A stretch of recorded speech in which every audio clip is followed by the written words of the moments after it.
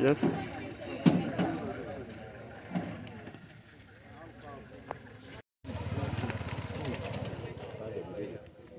How are you? Long time. Hey. Yeah. No one has died. Not yet, but not yet. Now this one they went down where?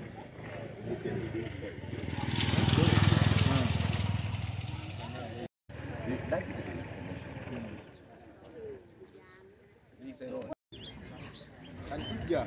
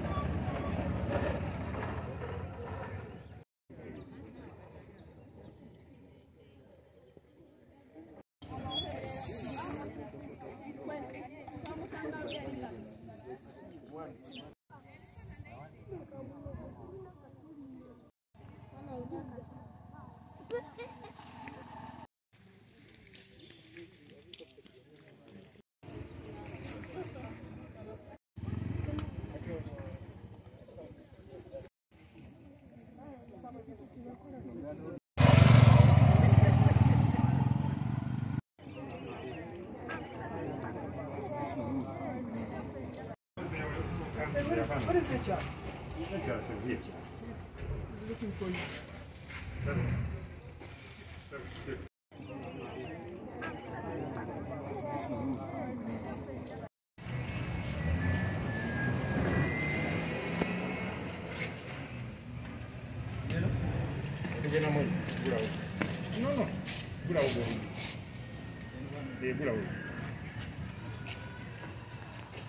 Rondo.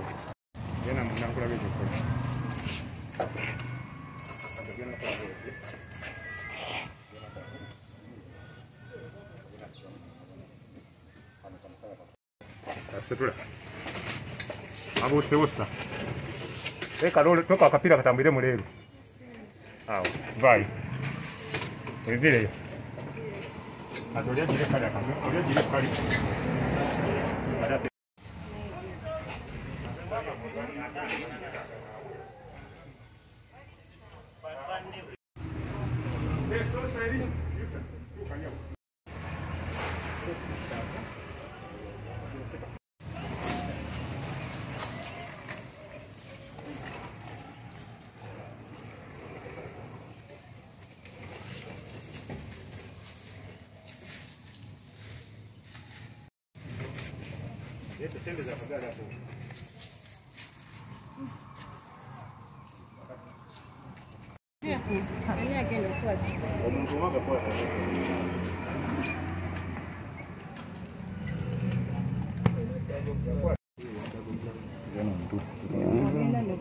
Ulira bubi? Ebigere. Makati. Wensimu. Gena utusitula ngo kajjayo. Kale. Jaya kagari fuga. Kagari. Yingira mama yingira. Tukakabera okati. Dokta tukakabera okati. Kwenda kabera. Sikuti wepo.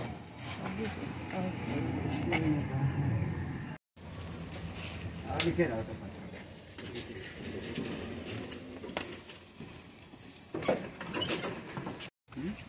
Ubinyo abegere mpulire bigere bivako. Oyo mpula. Chicho badde. Batugude mbatemu. Bata. Ababbi. Ababbi batufuyere batujja percent ya government. Sata ngame. Singa kulimba benzi mind sporting. Bakubye Amasasi. Amasasi. Amasasi. Echa. Omulala agenda mwagala wa. Echa.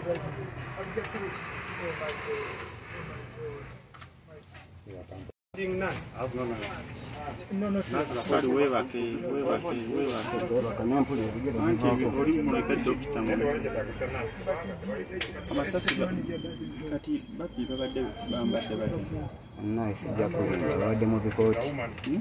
ebikooti bya bbulu. Nze nkomye okulaba nga bankubye essasi ngudde wansi mu kimotoka.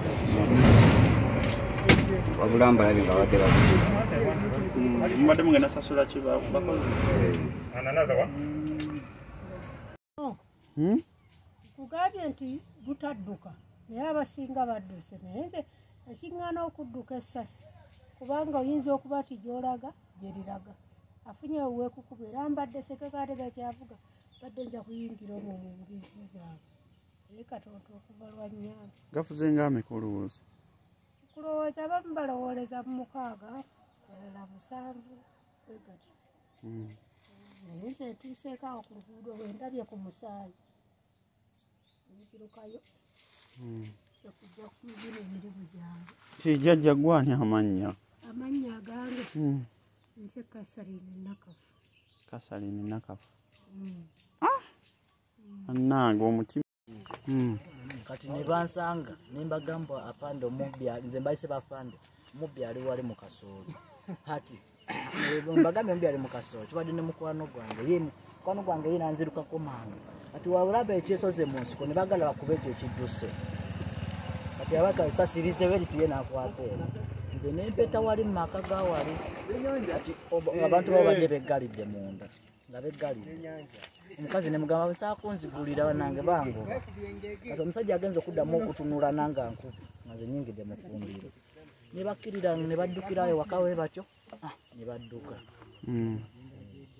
n'ekyempimbyeyo okulaba esasi lye bakubye ekyemmanga wali bakubye amasasi gabadde nga 6 awo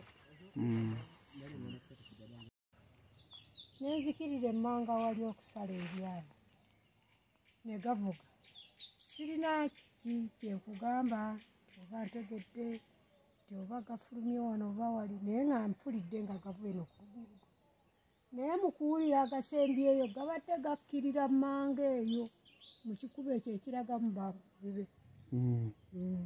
ogenza okutuuka ku kubo okutuusa lwe ŋŋambye kaŋŋende nsoose kutya ne ŋŋamba sijja kgendeyo naye ngenza okulaba abantu bakuŋŋaana nange kwe kwambukayo naye soobasooba mpola paka lwetuuse ku mmotoka ntuuse ku mmotoka nga ndaba yonna munda ebunye omusaayi nsoose kulaba nga omusajja bamusitudde bamujja mu mmotoka ndowooza bamukubidde amasasi ne bamutwala ne bamuteeka ku pikaapu oba abaddeko ne munno omulala kuba mpulira nti babatutte ku Erona ku ddwaliro eryo baliyita Erona nga tukola netugawulya neŋŋamba bannange tubannanga amasasi mugawulise kobonziye naye tubaddeko walamu nerivuga erimu neriddamu eddala neddala neriddamu naye nga tubadde tukola wala naye nga tugawulya tubadde tukola mu kampa kati kiki badde ne ssente bano badde bava kuleetera musaala gwaffe badde bava kuleeta musaala gwaffe ani nani be bakubye amasasi era mukulu wa kampu state n'omusirikale etulyawo bwetukutuuka abamu tetulina wadde kasabuuni wadde kakulya wadde kawunga twali tulinda sente zaffe ezo twali tulinda sente zaffe ezo ezituyamba ezo Abazigu tugenda kukola tutya kampani bagiyita ani bagiyita Salama Estate Ngeyo gavumenti erina okwerwanako ngeyo gavumenti erina okwerwanako kutya okubanga abantu tebakyabera namundu mu bantu ne bwo obubbi mu kitundu muno buli butya obudde si wamaanyi okujjako otufunye leero tekiba kikangawo mugawuliddeko amasasi gano nze ndi wawala mbadde nze kutuma kasente kange inakola oluvannyuma lwa wikisiti kebabbiye kati gwotegedde otya amawulire gano nti sente bazibbye tumaze tukako ofiisi tebangamba nti abakama bafunye obuzibu nti buzibu ki babakubye amasasi ne sente ne bazibba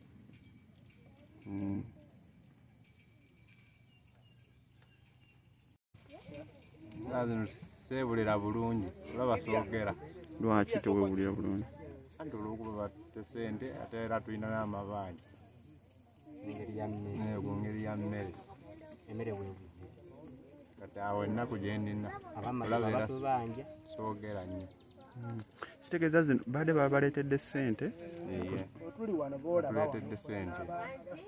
bale tunonye ssente okulu tubeesu eri kikanga bwe kinguddeko kyangwavu bambadde nnonye kasente kange kembadde nkola mu wiiki 2 kati mu budde buno tewaliiwo kasente ketugenda kufuna lwakuba bakama baffe abakubye bamala nabatwala kaki akasente kati tuli mu nnaku n'akasente kaffe tebatuute Bakubye ani naani?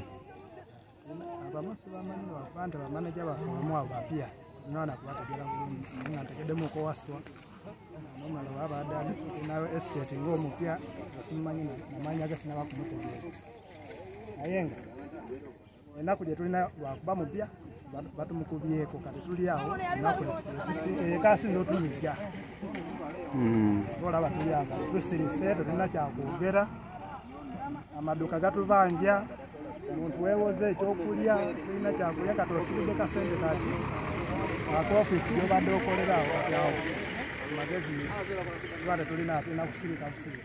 Amanya? Gwani? Nze Peter Nahatono. Kiki buzibu ki bwe mutuuseeko? Nze kati mbadde ndi ku ofisi ndi awo waka ntudde ngenza okuwulira amasasi gavuga emirundi ebiri. Nze olwudde amasasi abakazi awo ne bagamba nti muzeeyi akomyewo ova werekedde ssente bakomyeko nze ti masasi webaga ababbi babaani negamba nti eyo envuga y'amasasi eyo si ya Mundu zaffe erabika eke evuga bwetyo kuba bakuba yaffe singa mbuyi tegedde ti yaffe ati netubeerayo nze nendivaako nengenda kuluzi nendo okuva kuluzi nkuwulira tibabbye ssente tegeza amasasi getubidde gabadde gababbi ati nembeerako kivuddemu nange nengobere nenzija nendabaawo era nze motoka sikutteeko ngenza okukomawo nzija nembale ndi maneja waffe ankubira essimu aŋŋamba naye buzibu ki ati biki ekiryakonza teagundi abadde raja babadde bamugambye esikotinga esente ne babakola chemical kuwa abakozi babadde baleeta z'abakozi awo basajja bato katubasabire babalamu baba bafudde nawe ngisimanyi kati nange bakama bange bali mukumbuuzanga bona ati gundi ani amugambye okuwerekera ssente konze ti ye gundi yamugambye ffe twaba busindike kwesikotinga ssente oba ogwamwe gwakukuma konze tanze nange mbadde simanyi nze mbadde kubanze bazze bano ku makya ne bamugamba banze banyimiriza mbu sikola paka nga bampadde tulansifa ngende baleeta omulala nanze mbadde sikoze nange nga ndi awo nze okulaba ayambala agenda nga bagenda. Nze Tamale Moses ndi kansala w'omuluka gw'Etterere gwe muluka oguliraanye wano ate nga ndi former worker mu kampuni eno ebbiddwa nakola muko ebbanga naye obubbi ekika kino ndowooza buyinza kuggwawo nga bakama baffe naddala abatambuza ssente bakyusizza mu ntambuza gye bazitambuzaamu weesanga nti luli baakozesanga abapoliisi aba Uganda poliisi nga bagenda ku poliisi ne bajjayo abasirikale ne babeera nabo ku mmotoka naddala zintu zireeta ssente mu kampuni ne baba nga ate security batambula nayo naye ekibaddewo olwaleero security gye babadde nayo ebadde nnafu nnyo kubabbi ababalungi abasirikale babadde nabo basecuriko tebabadde oba oli awo na Mundu nga balina buttons ate nga ababalungi babadde n'emmundu zennyini eza ddala ezibaleetedde obuvune obw'amaanyi tutamanyi oba banaabeera mirembe so ndowooza tulina kyusamu mu ntambuza gye tutambuzamu ssente naddala abantu abatambuza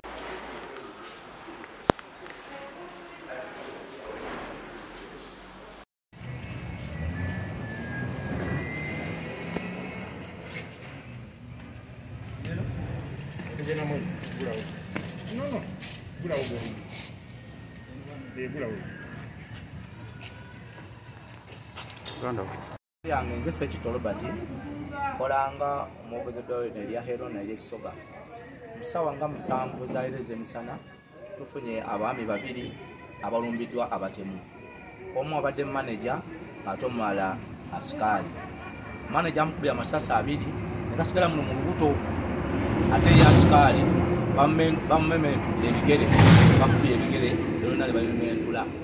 Dokita ne bagezaako okukwalifiowinga naye embeera gyabadde badde mbi. Dokita n'abalifali mugenda mu ddwaliro eddene e Mulago. Tukubira bannaffe omulanga ebyokwerinda abasekulite mutuyambeko sade zaffe ezo ez'ekisoga kadosi kiyola obutabanguko bungi omumenyi w'amatooka bufuuse abazigu bangi babba misana kati tusaba byokwerinda kwasizeeko twabe nga tuyamba bannaffe. By names, I'm Sekito Robert. I act as the Public Relations Officer of Verona Hospital. Today at around lunchtime, we received the two people who were locked on their way. One was the manager, the estate manager, another one was Askari. There were two people walking on the border. They shoot them until they took the money. So their condition was, they were very, very ill, so we managed to refer them to Mulago.